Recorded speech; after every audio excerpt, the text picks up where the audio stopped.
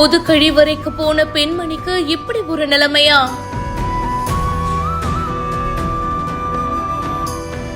தண்ணீர் எடுக்க சென்ற இடத்தில் நேர்ந்த விபரீதம்.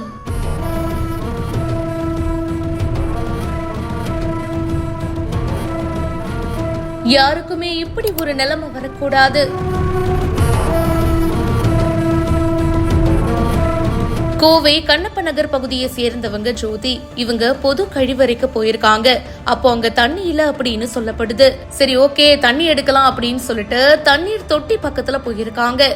தண்ணீர் எடுக்க சென்றதா தெரியுது. ஆனா ரொம்ப நேரமாகியும் அவங்க வராததுனால பொதுமக்கள் சந்தேகம் அடைஞ்சு அவங்கள தேடி இருக்காங்க. அப்போ தண்ணீர் தொட்டிய திறந்து பார்க்கும்போது ஜோதி அதுக்குள்ள விழுந்து உயிரிழந்திருக்காங்க அப்படின்னு தெரிய வந்திருக்கு. காவல்துறையினர் வந்து இப்போ உடலை மீட்டிருக்காங்க. சம்பவம் பத்தி இப்ப போலீசார் வழக்கு பதிவு செஞ்சு விசாரணையும் பண்ணிட்டு இருக்காங்க. இந்த சம்பவம் அந்த பகுதியில சோகத்தை ஏற்படுத்தி இருக்கு.